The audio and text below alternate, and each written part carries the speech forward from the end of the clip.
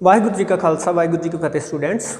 So, in the previous lecture, we have done the basics that we should know before starting this chapter, that is chapter number 2, electrostatic potential and capacitance. And you also have done the chapter number 1, that is electrostatics. In that chapter, we have represented the electric effect of a stationary charge in terms of a vector quantity represented by E vector, which you have named electric field intensity.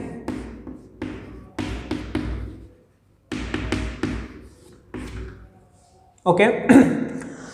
So in this chapter we are basically going to represent the electric effect of stationary charge in terms of a scalar quantity that is represented by V, capital V, and it is known as electrostatic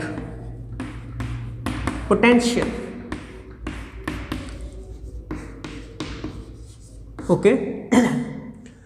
So we can represent electric effect of stationary charge in terms of electric field intensity and in terms of electrostatic potential. This is vector quantity and this is scalar quantity. Okay, students. So we all know that we have to do work, as we have done in previous lecture, that in case of conservative forces, we have taken the example of gravitational force. In that case, if we have to do work in moving a body from A to B, in case of conservative forces, we will apply the force against the conservative force, or the work will be done by conservative force itself. Okay. So in both cases, the work done will be dependent upon initial and final position only and will be independent of the path followed in case of conservative forces. And in previous class, that is chapter gravitation chapter of the previous class, you all have done the Newton's law of gravitation. And in previous chapter, that is electrostatics, you all have done Coulomb's law of electrostatics. Okay. So gravitational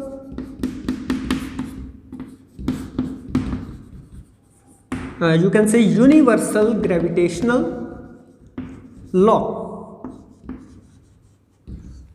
that is, if there are two masses m1 and here is m2, they are separated by distance r apart, the force, that is gravitational force between the two masses, will be given by F is equals to G m1 m2 by r square. This you all know. Here G is the universal gravitational constant. So in this case, that is in electrostatics, you have defined Coulomb force between two stationary charges. Suppose this is the charge Q1, point charge Q1, and here is the point charge Q2, and these two charges are separated by the distance r. The force, that is electrostatic force between these two charges, will be given by 1 by 4 pi epsilon naught Q1 Q2 by r square. Now if we compare these two forces, here G is the constant, here 1 by 4 pi epsilon naught is constant. Epsilon naught is electrical permittivity of the medium. Here the physical quantities involved are masses m1 and m2, and here the physical quantities involved are electric charges Q1 and Q2. Both the forces follow inverse square law, as F is inversely proportional to R square here and F is also inversely proportional to R square here. So, as we have done in previous lecture that gravitational force and electrostatic force both are the examples of conservative forces. So, in case of both these forces, the work done will be independent of the path followed and it will only depend upon the initial and final position of an object. Okay.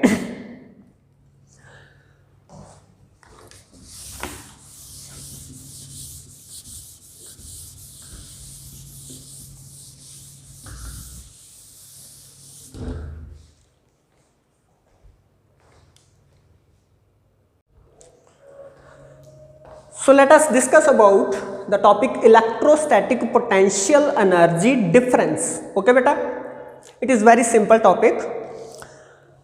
Let us take a charge plus q at the origin of the coordinate system and we will call this charge as plus q as this is source charge. Why it is called source charge? Because this charge is stationary at origin and due to this charge the electric effect will be present in all directions. Okay, we can say that electric field will be there due to this charge at every point in the surroundings of this charge. Suppose E is the electric field present at any point due to this source charge. Okay. So basically we have to discuss about electrostatic potential energy difference. So it means this charge has electrostatic field spread around it. Okay. So in this field, if we take the charge at point R, that is charge q, we will name this charge q as test charge. Q is here test charge. Okay. We will take test charge q here at point R and we will move this charge from R to P, that is test charge from R to P in the electric field or electrostatic field of this charge, because due to source charge electrostatic field is present here, at every place. Okay. So we have to move this test charge in the presence of electrostatic field, or we can say in the electrostatic field of this charge. Okay. So this charge, source charge is plus and we will also take this test charge as plus q. Okay. As we all know that like charges repel each other. So these two charges will repel each other. Okay. So if this charge repel this charge, I have to bring this charge, test charge, from R to P. I have to apply the force in direction from R to P. That is, I have to apply external force F external in this direction, because electric force or electrostatic force due to this source charge will be in F electric, will be in this direction. F electric will be in this direction because this charge is repelling that test charge. Okay, and we have to apply external force equal and opposite, okay, to electric force, so that we can have the displacement dr between R and P. Okay, we have to move the test charge from R to P. So in moving the test charge from R to P, we should take two conditions in our mind. That is, first one is test charge Q is very small. So what is the reason behind taking this charge very small? Because if this charge has magnitude having larger magnitude, the field electric field produced due to this charge will disturb the electric field of source charge. Okay, this charge should be small. It means the electric field due to this charge will be weak. It will not disturb the electric field due to this charge at that point, those points. Okay, so next condition is we do not have to accelerate the test charge, that is acceleration of test charge Q is equals to 0. We will not accelerate test charge in bringing it from R to P. Okay, so in bringing the test charge from R to P, we will apply external force F external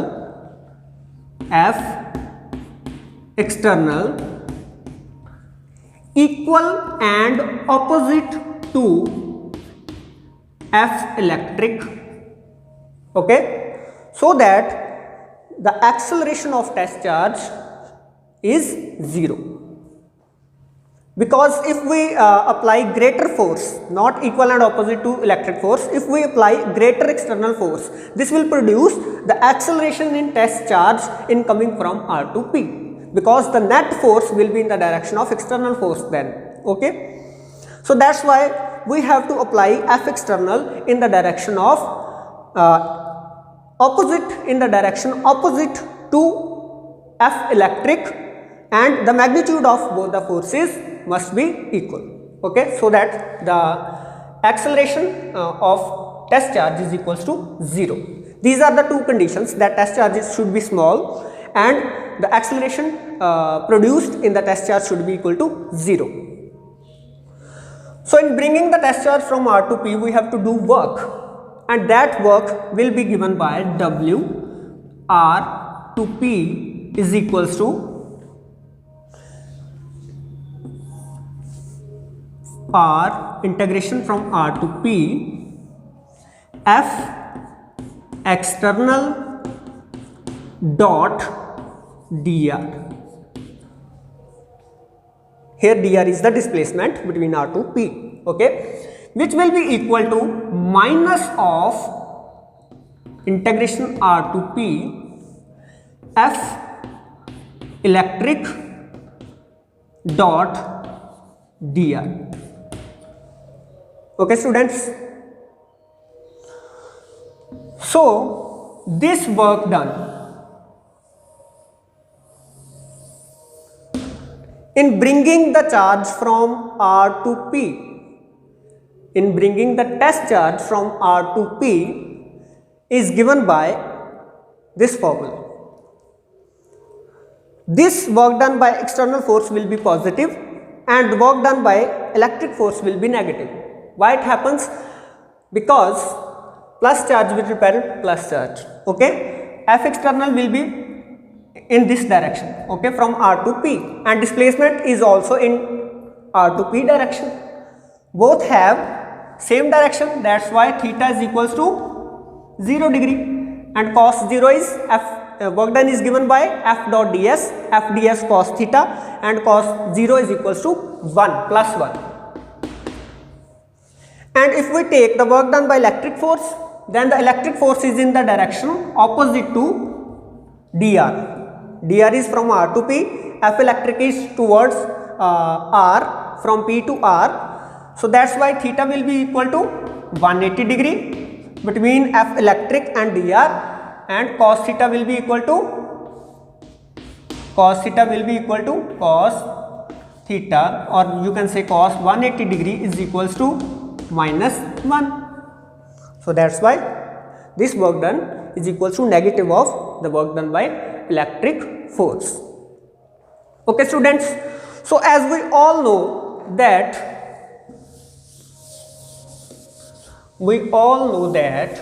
the electrostatic force is conservative force.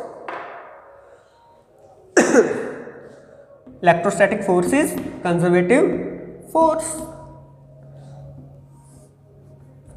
We have to do work in bringing the test charge from R to P, and this work done against the conservative force will be stored in the form of potential energy.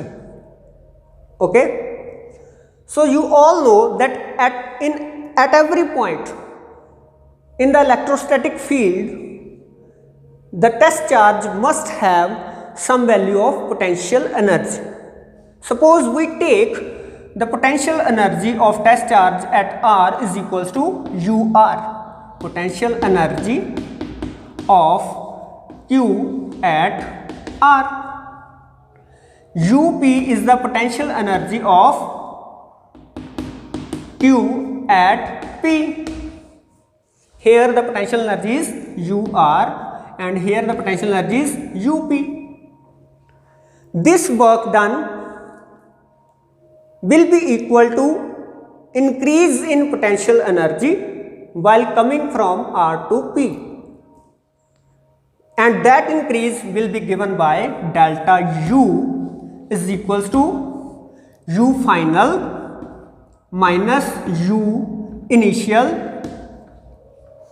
and this increase will be equal to this work done, that is WRP. Clear? So you can give equation 1 to this number, and equation 2 to this number, and equation 3 to this number, this equation, sorry. And so in bringing a test charge from R to P, there is increase in potential energy, and that increase in potential energy is in the form of work done, stored in the test charge in the form of work done. Okay, or we can say that the work done is stored in the form of increase in potential energy from R to P. So basically from this equation we can provide the definition of electrostatic potential energy difference between 2 points. So here beta what we have learnt that the electrostatic potential energy difference between any 2 points R and P is given by the work done in moving test charge Q from point R to P by the external force, work done by the external force in moving test charge from R to P in the presence of the electric field due to any arbitrary charge configuration, and here the arbitrary charge configuration is plus Q, source charge. Okay, so basically the right hand side of this equation